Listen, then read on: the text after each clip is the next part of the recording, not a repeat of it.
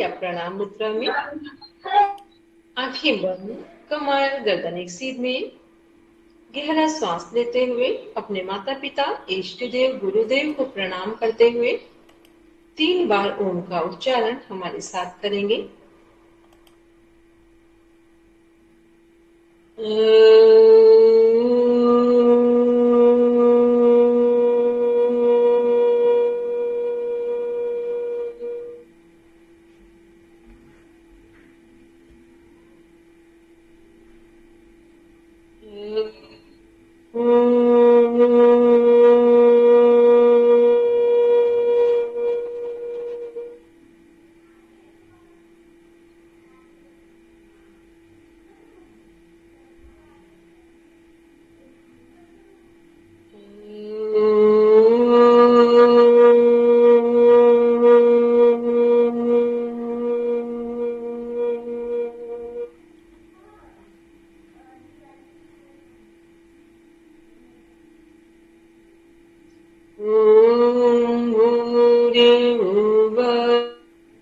स्वाहा तत्सवितुर्वरेण्यं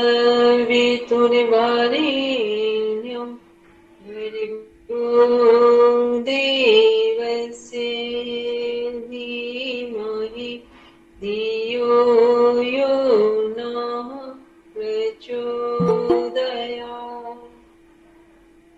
आंखें बंद रखेंगे, मन ही मन संकल्प को दोहराएंगे।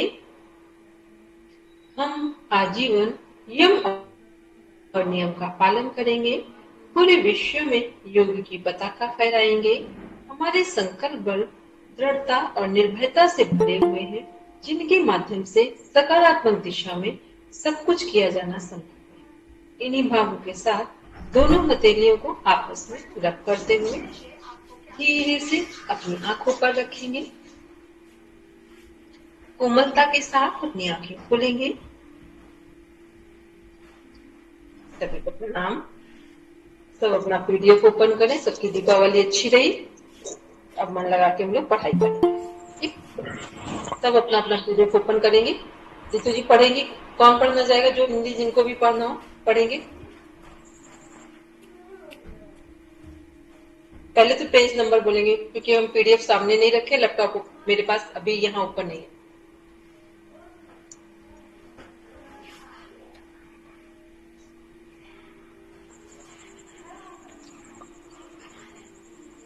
जो लोग कैमरा ऑन कर सकते हैं वो सब ऑन करेंगे। बोलेंगे पेज नंबर।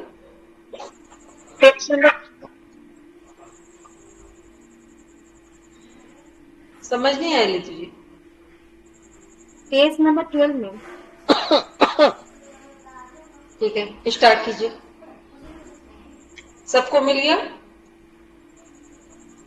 सबके पास पीडीएफ है? Raise your hand. हाँ जी मैम। है? ठीक है। कौन पढ़ना जाएगी? शालिनी जी पढ़ेंगे। जिसको भी लगता है हिंदी पढ़ने में कंफर्टेबल फील करते प्लीज पढ़ेंगे। Ma'am page number 12। 12 है लीतू जी? अभी मैं नहीं। एक मिनट पहले हम बंद करेंगे। जब माइक म्यूट करेंगे तब बोलिए आप। लीतू बोलो। जी मैम पेज नंबर 12। ठीक है, क्लियर हो गया। ये मेरा माइक ऑन था ना, आपको 22 से कंफ्यूजन हो रहा है। चलिए शालिनी जी पढ़िए।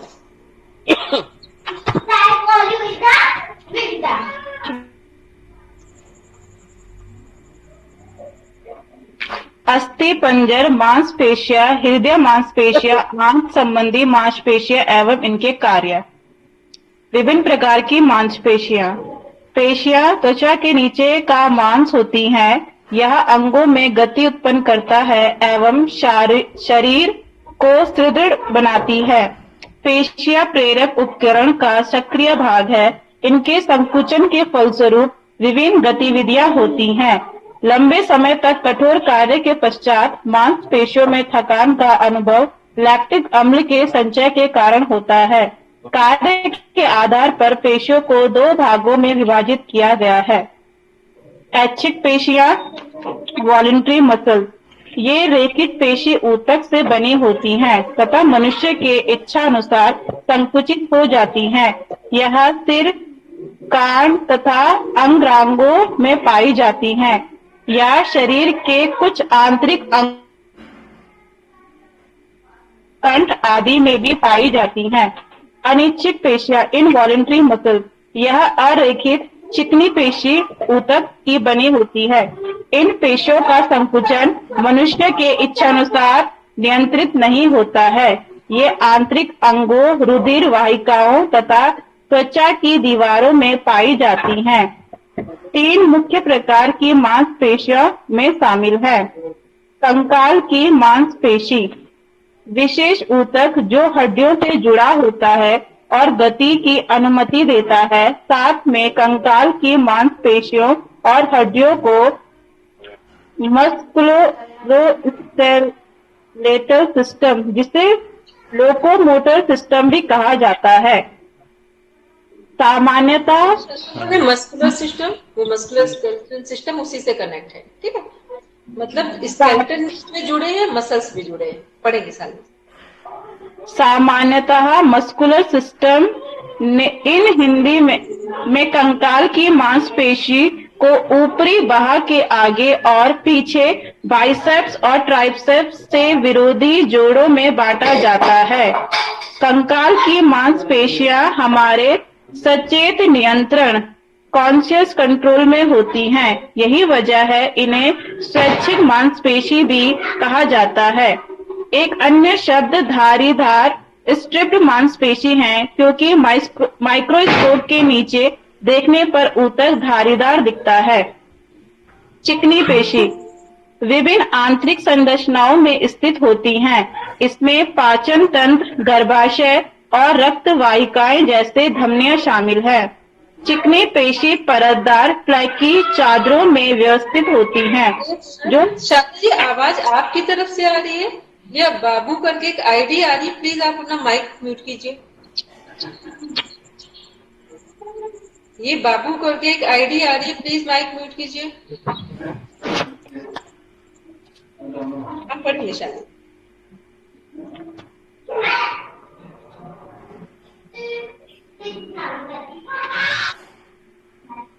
शाली जी, आपकी तरफ से भी आवाज आ रही है? जी ऐसा लगा आपके यहाँ कोई शोर कर रहे हैं क्या बच्चे? जी मैम। हाँ, कर रहे हैं, तभी उनको लगा था इस आईडी से आ रही। अब जिनके यहाँ शोर ना हो वो पढ़ेंगे, ठीक है, क्योंकि ऐसे क्लास होगा ना, फिर रिकॉर्डिंग जब आपके पास आएगी तो आप भी कंफ्यूज हो जाएंगे सुनने में।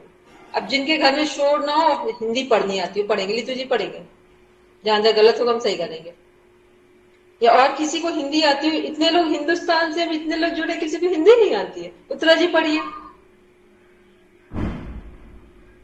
एक्चुअली मैम मेरे पास पीडीएफ नहीं है। चलिए, ये भी क्लियर हो गया, ये और बड़ी बात हो गई। सुमित्रा जी हिंदी पढ़ सकते हैं? अमित, हेलो अमित। नहीं, मैं पीडीएफ नहीं निकाला हूँ। एक मिनट, अमित हिंदी पढ़ लोगे? मैम मेरे पास अकाउंट नहीं आता मैम। अच्छा ठीक है, और किसको देखें यहाँ पर? मत तो एक बात बताओ, हिंदी मेरी समझ में आती है सबको कि नहीं आती? जो हम बोलते वो हिंदी समझ में आती है कि नहीं आती, बताओ। नहीं तो पता चले कि हम इतने दिनों से पढ़ा रहे हैं, वो समझ में नहीं आया कुछ भी। ठीक, चलो और देखे जरा किस कौन कौन लोग हैं यहाँ पे। मीता जी हिंदी पढ़ सकते हैं? रेणु जी पढ़ेंगे, पढ़िए रेणु जी।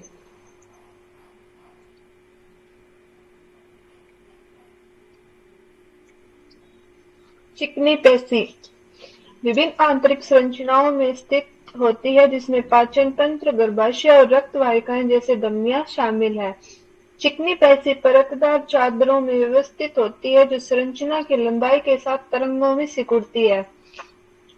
एक अन्य सामान्य शब्द अनैच्छिक पेशी है, क्योंकि चिकनी पेशी की गति हमारी सचेत जागरूकता के बिना होती है।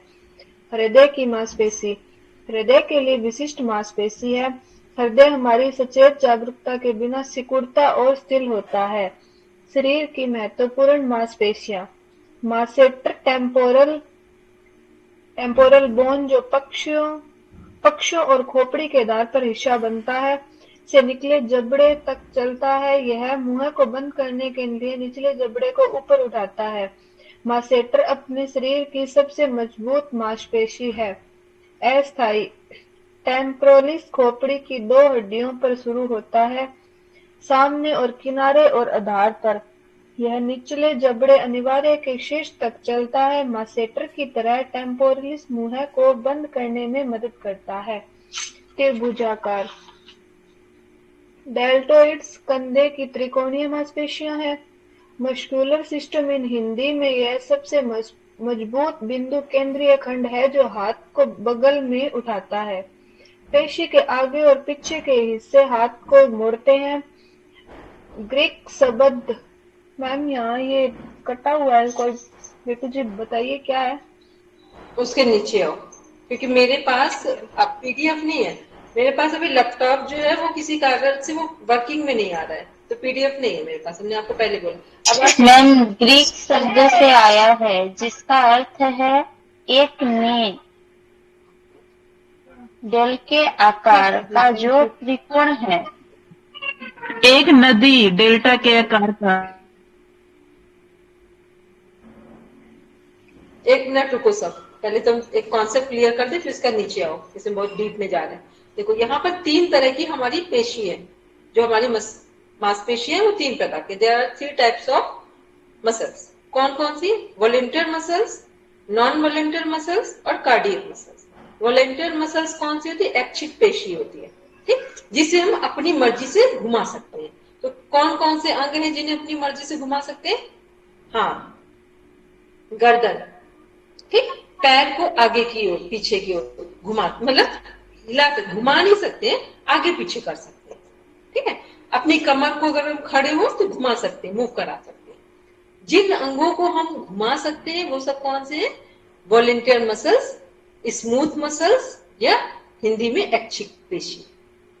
अनैच्छिक किसे बोलते हैं? इनवॉलेंटियर मसल्स जो हमारी है, अनैच्छिक पेशी। जैसे हमारे जितने भी ऑर्गन्स हैं इन्हें हम नहीं घुमा सकते, तो ये किस में जाएंगे? अनैच्छिक में जाएंगे, जो हमारी मर्जी से नहीं घूमते हैं, ठीक। ये बहुत बड़े पढ़ने से अच्छा कॉन्सेप्ट क्लियर कर लो। उसके बाद फिर क्या है हमारा? Cardiac muscles. कार्डियक मसल्स क्या होती है? जो हार्ट को कवर करती है, हार्ट के पास से जुड़ा हुआ है, या हार्ट जिसके अंदर है। तो कार्डियक मसल्स क्या है?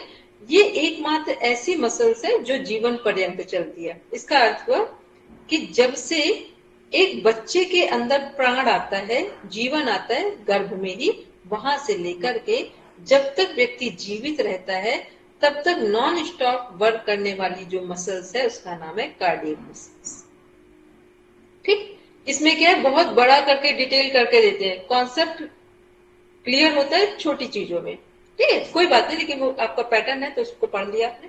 अब इसके बाद आप जाएंगे नेक्स्ट हेडिंग में, जिस ना आगे की हेडिंग में जाएंगे। ये कॉन्सेप्ट क्लियर हो गया मसल्स का? जी मैम। अनस्पेसी मेजर पेक्टोरलिस मेजर एक बड़ी पंखे के आकार की मांसपेशी है। ये सामने के ऊपरी हिस्से को कवर करता है जो ब्रेस्ट बोन या सर्टनम से शुरू होता है, जिसमें दूसरी से छठी पसली भी शामिल है। वहां से पेक्टोरलिस मेजर कॉलर बोन या हंसली से जुड़ जाता है और कंधे के ठीक नीचे। कॉलर बोन सबको पता है? एक मिनट जी, कॉलर बोन क्या है? सबको पता है कॉलर बोन, ठीक। टेम्पोरल बोन जो पढ़ रहे थे, ये हमारे यहाँ से जुड़ी हुई कान के पास से लेकर, और कान की जितनी भी हमारी बोन्स होती हैं वो कहाँ कनेक्ट होती है? आकर हमारे जबड़े में, जो जॉ है हमारा यहाँ। तभी आपने देखा यदि हमारे दांत में दर्द होता है तो कहाँ दर्द आता है? कान में आता है। और कान में दर्द होता है तो दांत में समझ में आता है, ठीक है, क्योंकि दोनों की जो बोन है वो इंटरकनेक्टेड है। पढ़ेंगे आगे दिन। वहां से पेक्टोरलिस मेजर कॉलर बोन या हंसली से जुड़ जाता है और कंधे के ठीक नीचे ऊपरी बांह की हड्डी या ह्यूमरस में परिवर्तित हो जाता है। यह पेशी हाथ को पूरे शरीर में घुमाती है। प्लीहा तिल्ली एवं उसके कार्य। तिल्ली लसिका प्रणाली का सबसे बड़ा अंग है। उदर गुहा के ऊपरी बाएं क्षेत्र में स्थित प्लीहा का प्राथमिक कार्य क्षतिग्रस्त कोशिकाओं, सेल्यूलर मलबे और बैक्टीरिया। प्लीहा को इंग्लिश में लिखेंगे स्प्लेन, ठीक है। Spleen, SPLEEN।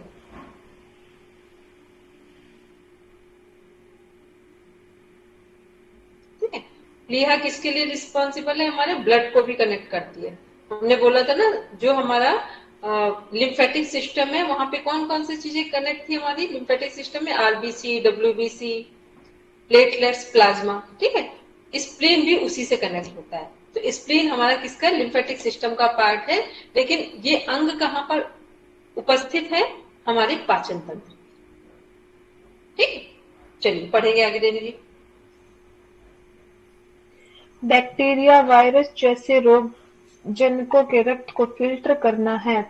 थाइमस की तरह प्लीहा घर और लिम्फोसाइटस नामक प्रतिरक्षा प्रणाली कोशिकाओं की परिपक्वता में सहायता करता है। लिम्फोसाइटस श्वेत रक्त कोशिकाएं हैं जो विदेशी जीवों से रक्षा करती है, जो शरीर की कोशिकाओं को संक्रमित करने में कामयाब रहे हैं। लिम्फोसाइटस कैंसर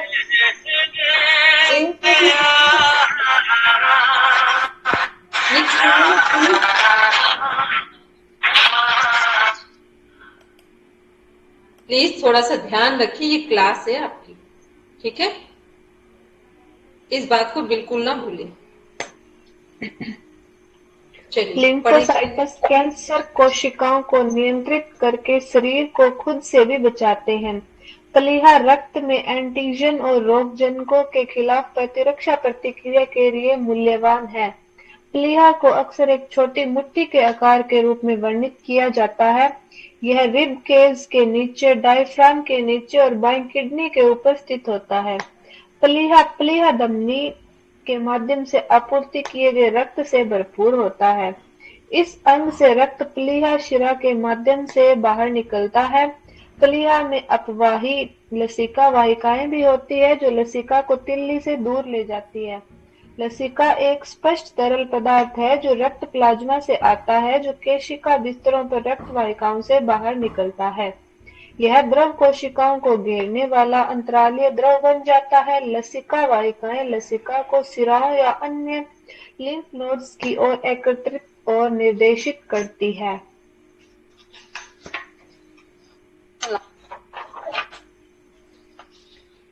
प्लीहा एक नरम लंबा अंग है जिसमें एक बाहरी संयोजी उत्तक होता है जिसे कैप्सूल कहा जाता है। यह आंतरिक रूप से लोब्यूल नामक कई छोटे वर्गों में विभाजित होता है। तिल्ली में दो प्रकार के उत्तक होते हैं, लाल गुदा और सफेद गुदा। सफेद गुदा लसिका उत्तक है जिसमें मुख्य रूप से बी लिम्फोसाइटस और टी लिम्फोसाइटस नामक लिम्फोसाइटस होते हैं जो धमनियों को घेरते हैं। बी लिम्फोसाइट, एक रेणु जी, बी लिम्फोसाइट, टी लिम्फोसाइट, ये सब किससे? हमारे WBC से कनेक्ट होते हैं। पढ़ेंगे रेणु जी आगे। हाँ जी मैम। लाल गुदे में सिरापरक साइनस और प्लीहा डोरिया होती है। सिरापरक साइनस अनिवार्य रूप से रक्त से भरी गुहाएं हैं, जबकि प्लीहा डोरिया संयोजी उत्तक है जिनमें लाल रक्त कोशिकाएं और कुछ सफेद रक्त कोशिकाएं, लिम्फोसाइटस और मैक्रोफेज सहित होती है। प्लीहा का मुख्य कार्य रक्त को छानना है। तिल्ली विकसित होती है और परिपक्व प्रतिरक्षा कोशिकाओं का उत्पादन करती है जो रोगजनकों की पहचान करने और उन्हें नष्ट करने में सक्षम है। प्लीहा के सफेद गुदे के भीतर बी और टी लिम्फोसाइटस नामक प्रतिरक्षा कोशिकाएं होती है। टी लिम्फोसाइटस कोशिका मध्यस्थ प्रतिरक्षा के लिए जिम्मेदार है, जो एक प्रतिरक्षा प्रतिक्रिया है जिसमें संक्रमण से लड़ने के लिए कुछ प्रतिक्रिया कोशिकाओं की सक्रियता शामिल है। टी कोशिकाओं में टी सेल रिसेप्टर्स नामक प्रोटीन होते हैं जो टी सेल झिल्ली को आबाद करते हैं। वे विभिन्न प्रकार के एंटीजन पदार्थ जो प्रतिरक्षा प्रतिक्रिया को उत्तेजित करते हैं को पहचानने में सक्षम है। टी लिम्फोसाइटस थाइमस से प्राप्त होते हैं और रक्त वाहिकाओं के माध्यम से प्लीहा तक जाते हैं। बी लिम्फोसाइटस या बी कोशिकाएं अस्थि मज्जा स्टेम कोशिकाओं से उत्पन्न होती है। बी कोशिकाएं एंटीबॉडी बनाती है जो एक विशिष्ट एंटीजन के लिए विशिष्ट होती है। एंटीबॉडी प्रतिजन को बांधता है और इसे अन्य प्रतिरक्षा कोशिकाओं द्वारा विनाश के लिए लेबल करता है। सफेद और लाल दोनों तरह के गुदे में लिम्फोसाइटस और प्रतिरक्षा कोशिकाएं होती है जिन्हें मैक्रोफेज कहा जाता है। ये कोशिकाएं एंटीजन मृत कोशिकाओं और मलबे को निगलकर और पचाकर उनका निपटान करती है। जबकि प्लीहा मुख्य रूप से रक्त को छानने का कार्य करता है। यह लाल रक्त कोशिकाओं और प्लेटलेट्स को भी संग्रहित करता है। ऐसे मामलों में जहां अत्यधिक रक्तस्राव होता है, प्लीहा से लाल रक्त कोशिकाएं, प्लेटलेट्स और मैक्रोफेज निकलते हैं। मैक्रोफेज सूजन को कम करने और घायल क्षेत्र में रोगजनकों या क्षतिग्रस्त कोशिकाओं को नष्ट करने में मदद करते हैं। प्लेटलेट्स रक्त के घटक हैं जो रक्त के थक्के को खून की कमी को रोकने में मदद करते हैं। रक्त की हानि की भरपाई में मदद करने के लिए लाल रक्त कोशिकाओं को प्लीहा से रक्त परिसंचरण में छोड़ा जाता है। रक्त लसिका एवं इनके कार्य। खून शरीर के सभी हिस्सों में मौजूद होता है। यह शरीर की करोड़ों कोशिकाओं तक खाना और द्रव पहुंचाता है। यह फेफड़ों में ऑक्सीजन लेकर सभी ऊतकों तक पहुंचाता है। इसी तरह यह सभी ऊतकों को कार्बन डाइऑक्साइड उठाकर फेफड़ों तक पहुंचाता है। ऊतकों से अनचाहे पदार्थ को लीवर, गुर्दों, त्वचा और आंतों तक पहुंचाता है, जहां से शरीर के बाहर फेंका जाता है। खून में ग्लोबुलिन प्रोटीन और सफेद रक्त कोशिकाएं भी होती है जो शरीर की बीमारी आदि से सुरक्षा करती है। खून से चोट ठीक होने में भी मदद मिलती है। जब चोट से खून बहे तो खून की नलियों को बंद करके खून को रोकने का काम भी यह गुदा ही करता है। सब तरफ संचरण के कारण खून शरीर का तापमान बनाए रखने का काम भी करता है, पर इसके संचरण से कीटाणु और कैंसर की कोशिकाएं भी एक जगह से दूसरी जगह पर पहुंचती है। खून पूरे शरीर में नलियों में घूमता है। इन नलियों को धमनियां और शिराएं कहते हैं। धमनियां शुद्ध किया हुआ खून दिल से लेकर सब तरफ पहुंचाती है। शिराएं सब ओर से उपयोग किया गया प्रयुक्त खून इकट्ठा करती है। खून इसी इक्षत परिसंचरण तंत्र में ही घूमता है, परंतु छिद्रित कोशिका नलियां होती है जिससे सफेद रक्त कोशिकाएं और द्रव अंदर बाहर जा सकता है। द्रव से लसिका बनती है जो लसिका तंत्र द्वारा फिर संचरण में आ जाता है। लसिका में कुछ पोषक तत्व और कुछ सफेद रक्त कोशिकाएं होती है। जब भी शरीर में चोट लगती है, हमें वहां कुछ सोत सूजन सा दिखाई देता है। इस सोत से कोशिका के छेद कुछ बड़े हो जाते हैं, जिससे और ज्यादा सफेद रक्त कोशिकाएं और द्रव इनमें से निकलकर बाहर आ सकते हैं। जब सफेद कोशिकाएं दुश्मन जीवाणुओं को खात्मा कर देती है तो वो संचरण में वापस आ जाती है।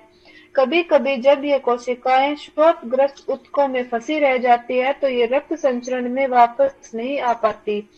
सफेद रक्त कोशिकाएं 5 तरह की होती है। ये शरीर के बचाव के लिए काफी महत्वपूर्ण भूमिका अदा करती है। खून में उपस्थित प्रोटीन ग्लोब्यूलिन भी शरीर की रक्षा में महत्वपूर्ण है। हीमोग्लोबिन और गैसों का आदान प्रदान। खून की लाल कोशिकाओं के अंदर एक पदार्थ होता है जिसे हीमोग्लोबिन कहते हैं। इसी पदार्थ के कारण खून का रंग लाल होता है, ठीक वैसे ही जैसे क्लोरोफिल के कारण पत्तियों का रंग हरा होता है। हीमोग्लोबिन गैसों को अपनी ओर खींचता है। ऑक्सीजन और कार्बन डाइऑक्साइड दोनों गैसें को हीमोग्लोबिन अपने साथ जोड़ लेती है। हीमोग्लोबिन ऊतकों तक ऑक्सीजन पहुंचाता है और उनसे कार्बन डाइऑक्साइड इकट्ठी करके ले आता है। फेफड़ों में इसकी उल्टी प्रक्रिया होती है। वहां कार्बन डाइऑक्साइड खून से अलग होती है और सांस द्वारा अंदर ली गई ऑक्सीजन हीमोग्लोबिन से जुड़ जाती है। इस तरह गैसों के हीमोग्लोबिन के अंदर बाहर जाना गैसों वहां पर घनता या कमी विरलता पर निर्भर करता है। डिफ्यूजन के कारण गैस के कण उस ओर खींचते हैं जिस ओर उनका घनत्व या घनापन कम होता है। पोषक तत्वों की यातायात। एक स्वस्थ इंसान में खून में पोषक तत्वों का स्तर लगभग स्थिर होता है। खून में ग्लूकोज, अमीनो एसिड, अन्य प्रोटीन, वसा, खनिज, एंजाइम और अन्य पदार्थ होते हैं। विभिन्न अंग खून में अलग अलग जरूरी पदार्थ लेते छोड़ते हैं। उदाहरण के लिए थायराइड ग्रंथि कई और पदार्थों के साथ साथ खून में से आयोडीन भी लेती है। इस तरह खून शरीर का आम संचरण का एक माध्यम है। दवाइयों को उनके लक्ष्य अंगों तक पहुंचाने के लिए भी हम इसी माध्यम का इस्तेमाल करते हैं।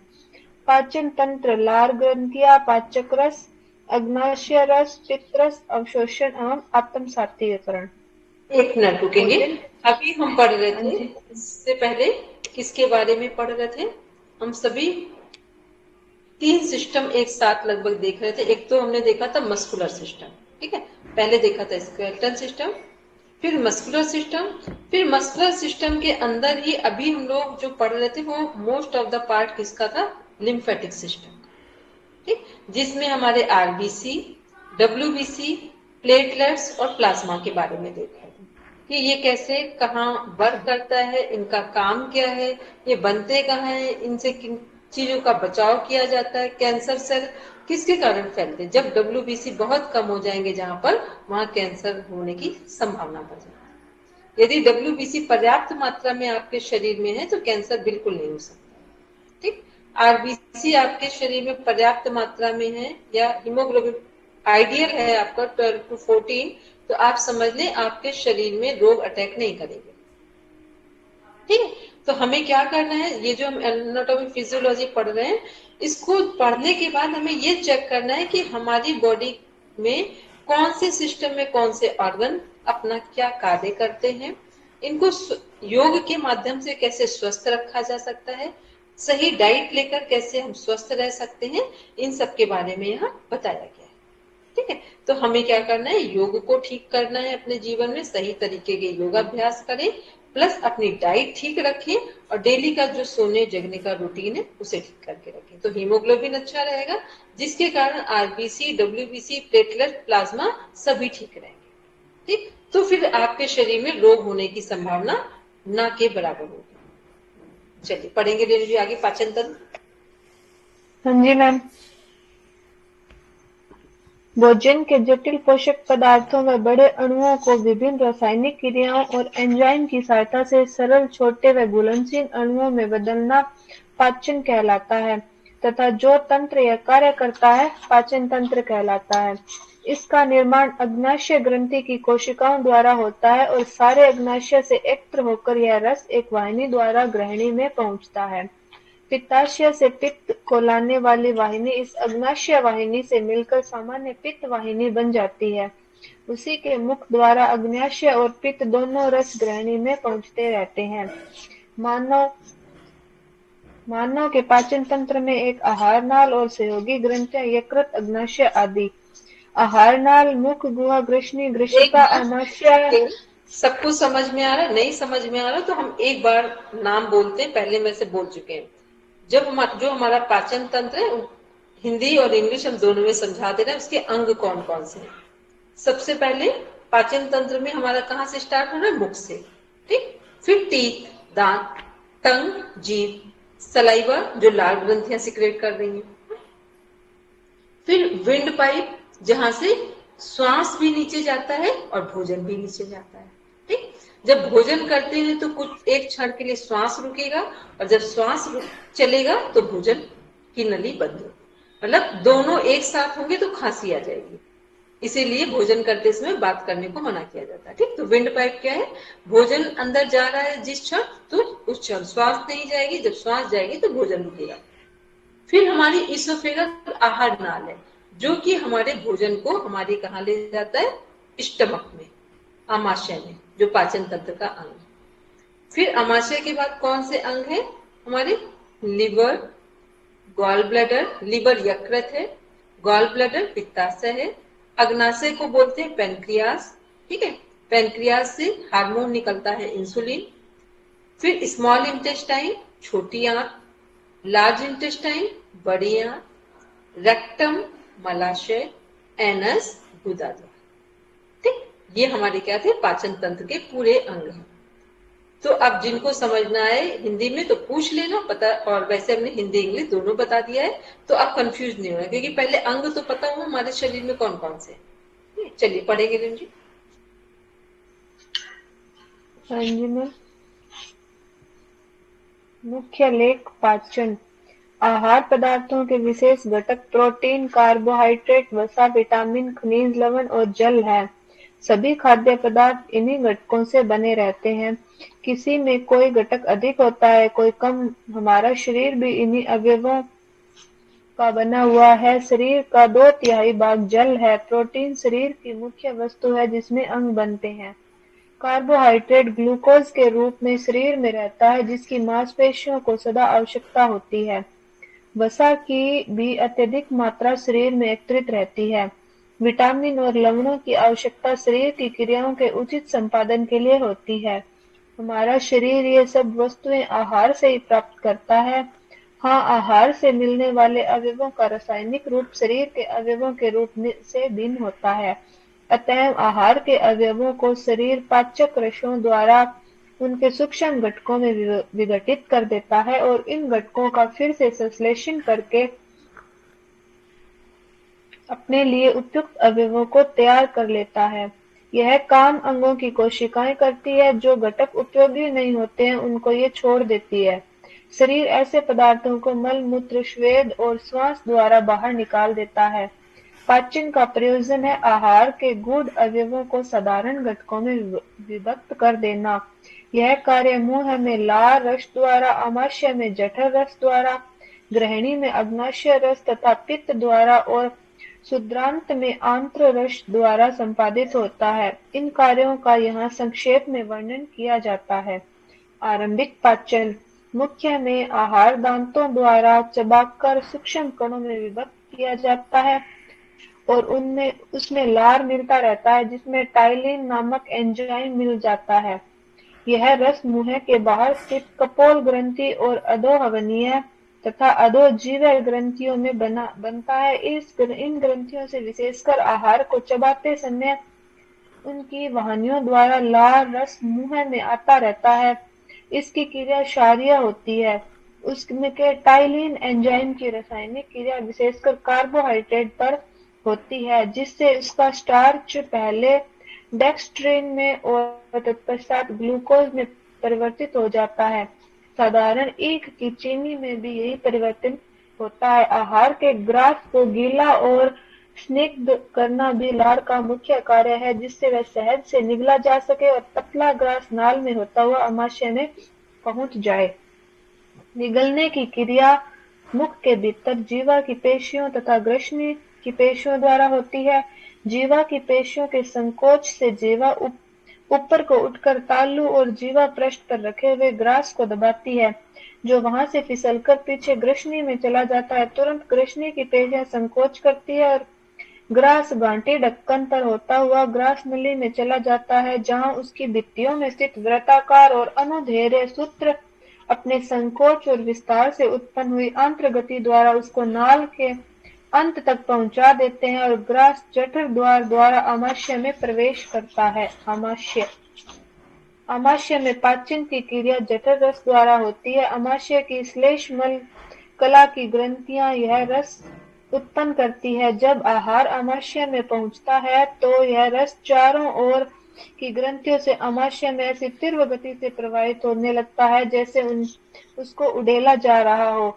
इस रस के दो मुख्य अवयव पेप्सिन नामक एंजाइम और हाइड्रोक्लोरिक अम्ल होते हैं। पेप्सिन की विशेष क्रिया प्रोटीन पर होती है, जिसमें हाइड्रोक्लोरिक अम्ल सहायता करता है। इस क्रिया से प्रोटीन पहले फूल जाता है और फिर बाहर से गलने लगता है। इस कारण ग्रास का भीतर का भाग देर से गलता है। इसमें लार के टाइलिन एंजाइम की क्रिया उस समय तक होती रहती है जब तक लार का सारा क्षार आमाशय के आम्लिक रस द्वारा उदासीन नहीं हो जाता है। जठरीय रस की क्रिया द्वारा प्रोटीन से पहले मेटाप्रोटीन बनता है, फिर यह प्रोटियोजेज में बदल जाता है। प्रोटियोजेज फिर पेप्टोन में टूट जाते हैं। इससे अधिक परिवर्तन नहीं होता। जठरीय रस में दो और एंजाइम होते हैं। इनको एमाइलेज और लाइपेज कहते हैं। एमाइलेज कार्बोहाइड्रेट को गलाता है और लाइपेज वसा को। इसमें दूध को फाड़ने वाला एक और एंजाइम रेनिन भी होता है। इसमें हल्की जीवाणुनाशक शक्ति भी होती है। जठरीय रस का स्त्राव मुख्यतया तंत्रिका मंडल के अधीन है। शरीर क्रिया विज्ञान के विख्यात रूपी विद्वान पेवलोव के प्रयोगों ने इस संबंध में बहुत प्रकाश डाला है। उनसे प्रमाणित हो चुका है कि आहार पदार्थों की सुगंध नाक से सूंघने और उनको नेत्रों से देखने से रस का स्त्राव होने लगता है। यही कारण है कि उत्तम आहार पदार्थों के बनने की गंध से ही भूख मालूम होने लगती है तथा उनको देखने से क्षुधा बढ़ जाती है, जीभ पर लगाने से तुरंत खाने की इच्छा होती है।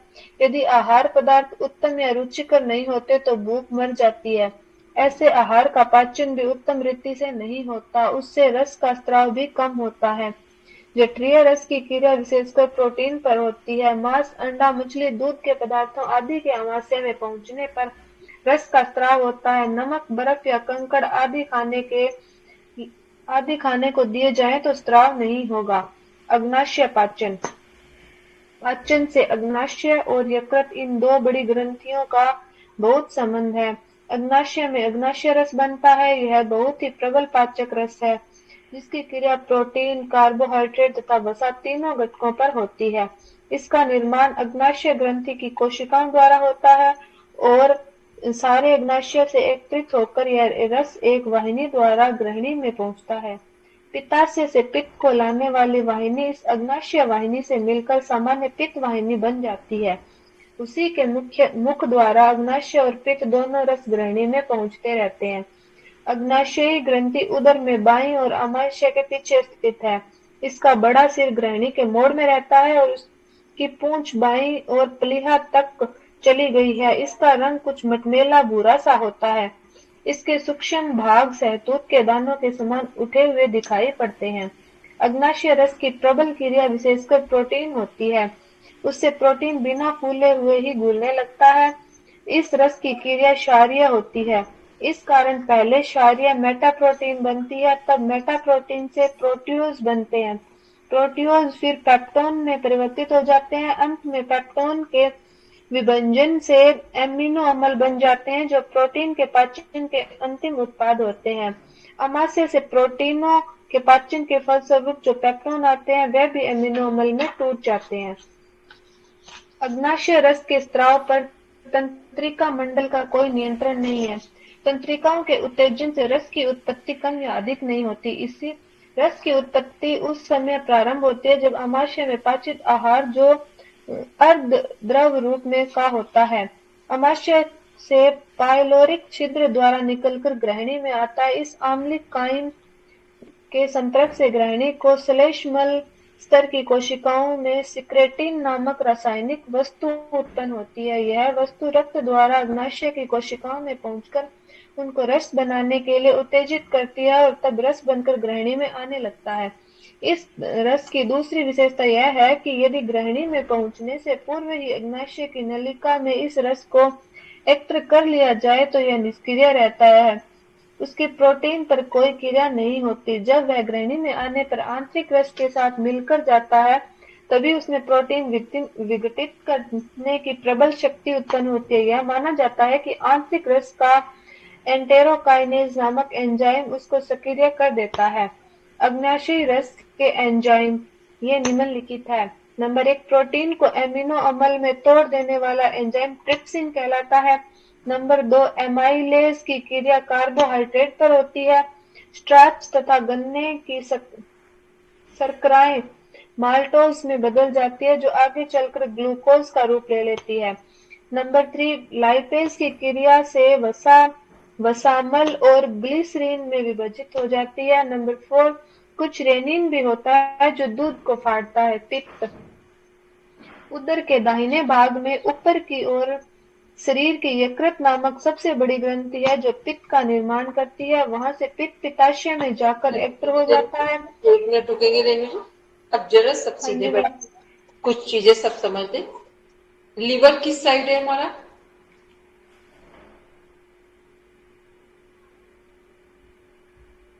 राइट साइड में।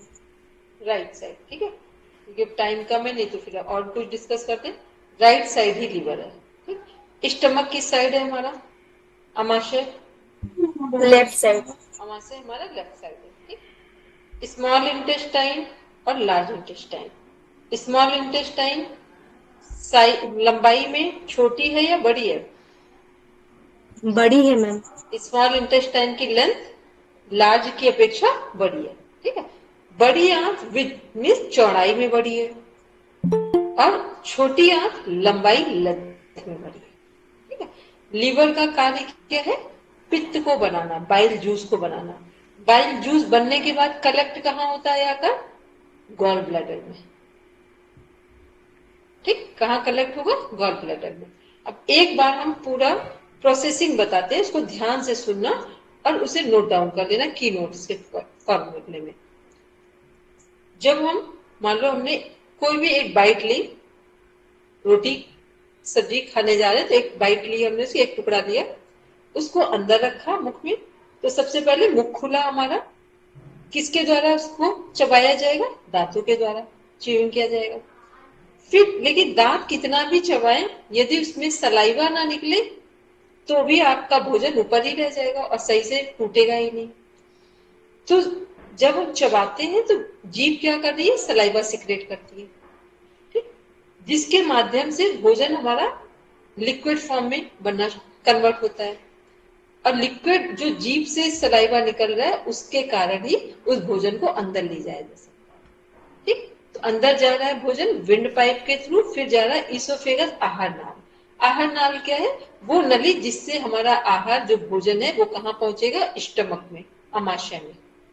ठीक, फिर अमाशय में क्या है? वहां कुछ हाइड्रोक्लोरिक जूस है, कुछ हमारे एंजाइम्स हैं, वो सब वहां भोजन को क्या करते हैं? भोजन को अलग अलग करते हैं। भोजन का पहला पाचन कहाँ हो रहा है? तो यहाँ पाचन नहीं हो रहा है, यहाँ पाचन से संबंध है भोजन को। जैसे हम लोग दाल चावल रोटी सब्जी पूरा भोजन करते हैं, तो अमाशय में क्या होता है? यहाँ पर जो 6 कंपोनेंट्स हैं हमारे डाइट के, carbohydrate, protein, fat, vitamin, minerals और वाटर, 6 कंपोनेंट्स हैं हमारे, 6। तो ये क्या है? इन भोजन को इन सभी कंपोनेंट्स में अलग अलग किया जाता है। जो भोजन किया उसका कार्बोहाइड्रेट अलग किया जाएगा, प्रोटीन अलग किया जाएगा, फैट अलग किया जाएगा। ये सब प्रोसेसिंग कहाँ हो रही है? हमारे स्टमक, अमाशय में। फिर भोजन कहाँ भेजा जाएगा? पचने के लिए। यहाँ भोजन का जितने भी हमारे 6 कंपोनेंट है वो अलग कर दिए गए हैं। अब भोजन को पचने के लिए भोजन के जो पोषक तत्व हैं वो कहाँ एब्जॉर्ब किए जाएंगे? छोटी आंत में, स्मॉल इंटेस्टाइन। स्मॉल इंटेस्टाइन में जो भी भोजन के पोषक तत्व हैं वो स्मॉल इंटेस्टाइन से ले लेगी। इसके बाद भोजन को कहाँ भेजा जाएगा? और जब भोजन को पचाने की प्रोसेसिंग हो रही है, यहाँ पे क्या क्या चीजें काम कर रही है? लीवर से जो बाइल जूस गॉल ब्लैडर में आया है, वो बाइल जूस भी भोजन को पचाने में सहायता कर रहा है। फिर जो हमारा पेनक्रियास से पेनक्रियाटिक जूस और इंसुलिन निकल रहा है, वो भी भोजन को पचाने में काम कर रहा है। ठीक है, तो स्मॉल इंटेस्टाइन में भोजन के पोषक तत्वों को ले लिया जाता है, जो सॉलिड पोषक तत्व हैं। उसके बाद जो लिक्विड वाला पार्ट है विटामिन का या वाटर का, वो कहाँ जाएगा? बड़ी आंत की तरफ। तो बड़ी आंत क्या करती है? जितना लिक्विड वाला पार्ट है वाटर का, विटामिन का, उसे कौन एब्जॉर्ब करता है? लेता है बड़ी आंत। ठीक, फिर भोजन अब वेस्ट मटेरियल के रूप में बचा, क्योंकि उसके सॉलिड और लिक्विड सभी तत्व ले लिए गए, पोषक तत्व। अब कहाँ भेजा जाएगा? रेक्टम, मलाशय में। ठीक, फिर मलाशय में जो भोजन पहुंचेगा वो एक टाइम के बाद 6-8 घंटे के बाद, जो भी हमारा सुबह फ्रेश होने का टाइम हो, सुबह शाम जो भी, उस टाइम पे हमारे अंदर एक नेचुरल एक सिग्नल आता है जिसके कारण हम फ्रेश होने जाते हैं और एनएस पार्ट के थ्रू अपने स्टूल को पास करते हैं। ये पूरी प्रोसेसिंग थी पाचन तंत्र की। ठीक, तो जो पढ़ रहे हैं इसको एक की नोट बना लेना, तो हमेशा के लिए समझ में आ जाएगा कि प्रोसेसिंग कैसे। तो क्या हर बार आप उठा कर देखोगे कि क्या पढ़ा था। ठीक है, एनाटॉमी फिजियोलॉजी का मीन्स है अपने बॉडी पार्ट से कनेक्ट करना। ठीक है, तो कल हम लोग मिलेंगे तो इसने वर्क को आप कंप्लीट करके रखेंगे। ठीक है, चलिए शांति पाठ बोलते हैं सब।